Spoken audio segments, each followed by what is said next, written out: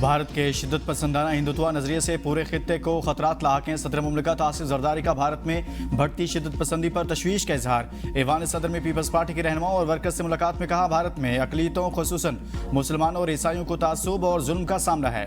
हमारे वर्कर्स हमारी कुव्वत हैं। मुश्किल वक्त में पार्टी के साथ खड़े रहे। हमें अपने मुल्क और धरती से वफा करनी है, तरक्की के लिए काम करना है। मुल्क की मईशत को मजबूत बुनियादों पर इस्तवार करना और खुद कफील बनाने पर तवज्जो देना होगी।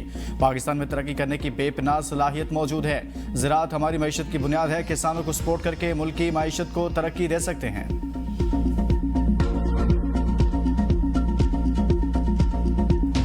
नए माली साल का बजट कल पेश किया जाएगा। पार्लियामेंट में पेश करने से कबल बजट की मंजूरी काबीना से ली जाएगी। वजीर खजाना पार्लियामान में 17,500 अरब रुपए हजम का बजट पेश करेंगे। मजमूई आमदन का तखमीना 19,400 अरब मुकर्रर। टैक्स वसूली का हदफ 14,130 अरब है। कर्जों की अदायगी पर 6,200 अरब रुपए खर्च होंगे। बजट खसारे का हदफ भी यही मुकर्रर किया गया है। सरकारी मुलाजमीन की तनख्वाह में 10% इजाफा मुतवक्के। रिटायर्ड मुलाजमीन की पेंशन में 5 से 7.5% तक इजाफा तजवीज़ किया गया है। दिफाई बजट में 18% इजाफा मुतवक्के। विफाकी बजट में तालीम के लिए 13 अरब 58 करोड़ और सेहत के लिए 14 अरब 30 करोड़ रुपए रखने की तजवीज़ है। डिजिटल मईशत और IT सेक्टर के लिए 16 अरब 22 करोड़ रुपए की रकम मुख्तस किए जाने का इम्कान। वफाकी बजट में बिजली समेत दीगर शोबों को सब्सिडी की रकम भी 1400 अरब रुपए के लगभग रखने की तजवीज़। FPR की टैक्स आमदन 14,142 अरब रुपए लगभग रखे जाने के इम्कान। नॉन टैक्स आमदन का तखमीना 4,851 अरब रुपए से कम होकर 3,500 अरब के लगभग रखने की तजवीज़। सूद की अदायगियों का बोझ 9,775 अरब रुपए से कम करके 8,110 अरब रुपए करने की तजवीज़। दरामदी मरहले पर टैरिफ में रद्दोबदल की तजवीज़ से 150 से 200 अरब रुपए की कमी मुतवक्के है। गाड़ियों पर सेल्स टैक्स की शरह 12.5% से बढ़ाकर 18% करने की तजवीज़ है। फ्रीलांसर्स की बैरून मुल्क आमदन को टैक्स नेट में लाने की तजवीज़ है। सिगरेट्स पर फेडरल एक्साइज ड्यूटी में भी इजाफे की तजवीज़। सप्लाई चेन पर 4% फर्दर सेल्स टैक्स भी खत्म करने की तजवीज़। छोटे घरों की पहली बार तामीर पर सब्सिडी जारी रखने का फैसला। सोलर पैनल पर सेल्स टैक्स आयद करने की तजवीज़ भी मुस्तरद। आइंदा माली साल के लिए महंगाई का हदफ 7% के लगभग रहने का तखमीना। आइंदा बजट में बड़ी कंपनीज के लिए सुपर टैक्स में कमी की तैयारियां। ज़राए FBR के मुताबिक सालाना 15 करोड़ मुनाफा कमाने वाली कंपनीज बदस्तूर सुपर टैक्स से मुस्तस्ना रहेंगी। सालाना 20 करोड़ तक मुनाफा कमाने वाली कंपनीज का सुपर टैक्स 1% से कम होकर 0.5% हो सकता है। 25 करोड़ तक का मुनाफा कमाने वाली कंपनीज पर सुपर टैक्स 2 के बजाय 1.5% होने का इम्कान है। सालाना 30 करोड़ तक मुनाफा कमाने वाली कंपनीज पर सुपर टैक्स बदस्तूर 3% रहने का इम्कान है। सालाना 30 करोड़ से ज्यादा मुनाफा कमाने वाली कंपनीज पर सुपर टैक्स बदस्तूर 4% रहने की तवक्को है। कॉर्पोरेट सेक्टर के लिए इनकम टैक्स की शरह में फिलहाल कमी न होने का इम्कान है। आइंदा बजट में 850 सीसी की गाड़ी पर सेल्स टैक्स में 5.5% इजाफे का इम्कान है। 3,500 से ज्यादा इम्पोर्टेड अशिया और खाम माल पर एडिशनल रेगुलेटरी ड्यूटी में कमी मुतवक्किल है। स्पीकर कौमी असम्बली सरदार रियाज सादिक ने विफाकी बजट 2025-26 के लिए कौमी असम्बली के शेड्यूल की मंजूरी दे दी। 26 जून को बजट की मंजूरी होगी। स्पीकर कौमी असम्बली रियाज सादिक के मुताबिक 11 और 12 जून को कौमी असम्बली का इजलास नहीं होगा। 13 जून को कौमी असम्बली में विफाकी बजट पर बहस का आगाज होगा। पार्लिमानी जमातों को कवायद ज़वाबित के मुताबिक बहस के लिए वक्त दिया जाएगा। विफाकी बजट पर बहस 21 जून तक जारी रहेगी। 23 जून को मुख्तस करदा जरूरी अखराजात पर बहस होगी। 24 और 25 जून को डिमांड्स ग्रांट्स कटौती की तहरीक पर बहस और वोटिंग होगी। बजट में ऐसे इस्तेहात ला रहे हैं जिससे मुल्क आगे बढ़ सकेगा। वफाकी वजीर खजाना मोहम्मद औरंगजेब की मीडिया से गुफ्तगू। कहा, एक रात में सब कुछ तब्दील नहीं किया जा सकता, कुछ वक्त दरकार है। आज हर कोई मान रहा है कि मुल्क की मईशत में बेहतरी आ चुकी है। मुल्क की मईशत में जो इस्तेहकाम आया है उसको आगे लेकर जाएंगे। 1 साल में वजीर आजम शहबाज शरीफ की क़यादत में मुआशी बेहतरी आई। पाक भारत जंग में वजीर आजम फील्ड मार्शल का अहम किरदार रहा। बिलावल भुट्टो ने भी अच्छा रोल प्ले किया।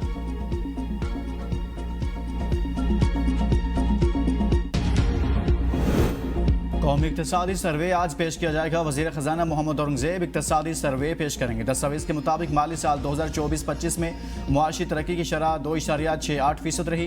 वफाकी हुकूमत मुआशी शरह नमू का हदफ हासिल न कर सकी। माली साल 2024-25 में ज़राई तरक्की की शरह 0.56% रही है और गुज़िश्ता माली साल के दौरान ज़राई तरक्की की शरह 6.4% थी। माली साल 2024-25 में सनती तरक्की की शरह 4.7% रही। गुज़िश्ता माली साल सनती तरक्की की शरह 1.37% रवा माली साल लार्ज स्केल मैन्युफैक्चरिंग की शरह नमो 1.53, जबकि गुज़िश्ता माली साल लार्ज स्केल मैन्युफैक्चरिंग की शरह नमो 0.94% थी। दस्तावेज़ में कहा गया कि रवा माली साल में तामीराती शोबे में तरक्की की शरह 6.61% रही, जबकि गुज़िश्ता माली साल तामीराती शोबे की तरक्की की शरह 1.14% थी। इसी तरह रवा माली साल पाकिस्तान की मईशत का हजम $411 अरब है। गुज़िश्ता माली साल पाकिस्तान की मईशत का हजम $372 अरब बढ़ाएंगे और टैक्स और रेवेन्यू को बढ़ा के इंशाल्लाह अपने सूबे को हमने अपने पाँव पे खड़ा करके इस वक्त माशाल्लाह हमारे पास 150 अरब हमने अपने अकाउंट में रखा हुआ है सिर्फ कर्जा उतारने के लिए। अफगानिस्तान के हवाले से जो है हमारे पहले दिन से यही हमारा एक एजेंडा है और हमारा एक विजन है इमरान खान साहब के मुज़ाकरात के जरिए मसाइल को हल किया जाए। आवाम पर कोई नया टैक्स नहीं लगाया जाएगा, टैक्स फ्री बजट देंगे। खैबर पख्तूनख्वा के पास इतने पैसे हैं कि विफाक को कर्ज दे सकते हैं। वज़ीर आला खैबर पख्तूनख्वा अली अमीन गंडापुर का दावा, कहते हैं मकरूज मुल्क आज़ाद और खुद मुख्तार फैसले नहीं कर सकता। कर्ज अदायगी के लिए 150 अरब मुख्तस कर रखे हैं। सूबे में एजुकेशन इमरजेंसी लगा रही हैं। नौजवानों को अपने पैरों पर खड़ा करने के लिए बिलासूद कर्जे देंगे। मेगा प्रोजेक्ट शुरू कर रहे हैं। अफगानिस्तान का मसला मुज़ाकरात के जरिए हल होगा। मुज़ाकरात में केपी को भी शामिल किया जाए। पानी की रिहाई के लिए पहले भी तहरीक चलाई, दोबारा तैयारी कर रहे हैं।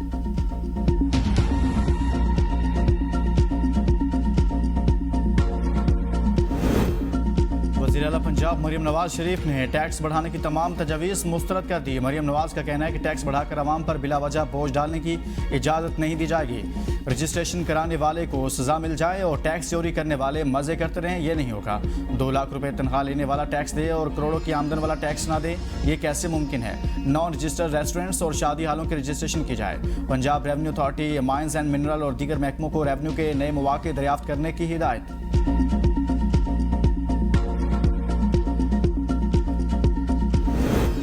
भारत को दुनिया के सामने बेनकाब करने का मिशन। पाकिस्तानी सफारती मिशन बरतानिया में आज से अपनी सरगर्मियों का आगाज करेगा।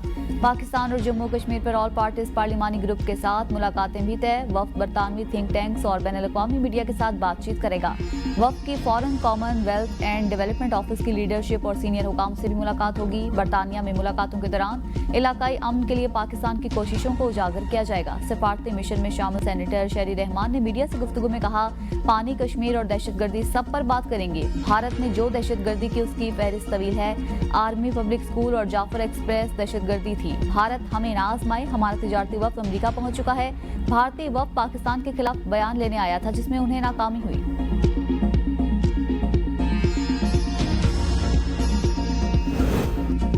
वज़ीर-ए-आज़म शहबाज शरीफ के मुल्क की सियासी क़यादत से राब्ते ईद-उल-अज़हा की मुबारकबाद दी। वज़ीर-ए-आज़म ने स्पीकर कौमी असम्बली सरदार अय्याज सादिक से टेलीफोनिक रब्ता किया।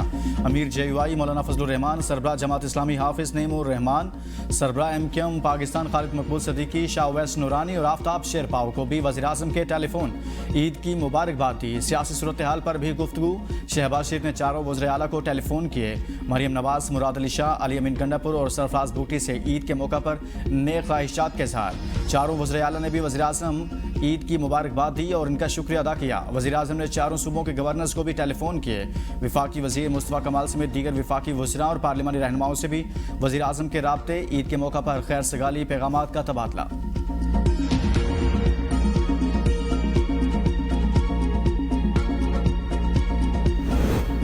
वज़ीर-ए-आज़म शहबाज शरीफ का दौरा सऊदी अरब कामयाब रहा। वज़ीर इत्तलात अता तारड़ कहते हैं, वज़ीर-ए-आज़म और फील्ड मार्शल की क़यादत में अजीम कामयाबी मिली। वज़ीर-ए-आज़म ने दोस्त ममालिक के सरबराहान से राबिते भी किए। वज़ीर-ए-आज़म के ईरान, तुर्किया, आज़रबाईजान और ताजिकिस्तान के दौरे भी कामयाब रहे।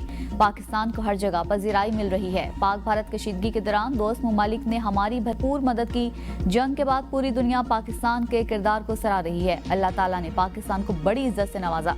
पाकिस्तानी शाहीनों ने भारत को दिन की रोशनी में तारे दिखाए। भारत सिफारती सतह पर भी तन्हाई का शिकार है। नरेंद्र मोदी आज सिलेंडर मोदी बन चुका है। इंडिया जंग भी हारा और मार भी खाई। ईद का तीसरा दिन खुशियों की रौनक उरूज पर। कहीं कुर्बानी, कहीं दावत, कहीं सैर सपाटे। शहरियों ने ईद के आखिरी दिन को भी भरपूर मनाने की ठान ली।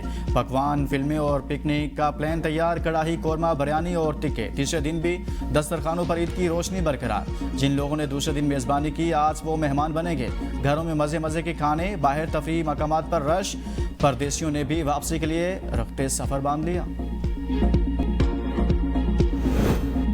वज़ीर आला पंजाब कहीं नहीं गई मगर हर तरफ साफ सुथरा पंजाब नजर आ रहा है। मेयर कराची मुर्तजा वहाब की पंजाब हुकूमत पर तनकीद, कहा तनकीद करने वालों का काम आवाम की खाल उतारकर खालें जमा करना है। उन्होंने तंजन कहा कि बहुत खालें उठा ली, अब आलाइशें भी उठा लें। मुझे चूना लगाना नहीं आता, निज़ाम में हमेशा बेहतरी की गुंजाइश होती है। हम कोशिश कर रहे हैं कि निज़ाम में मजीद बेहतरी हो। जो हाल कराची का MQM ने किया वो सबको पता है। मेहनत कर हसद न कर, हसद का इलाज तो हकीम लुकमान के पास भी नहीं था।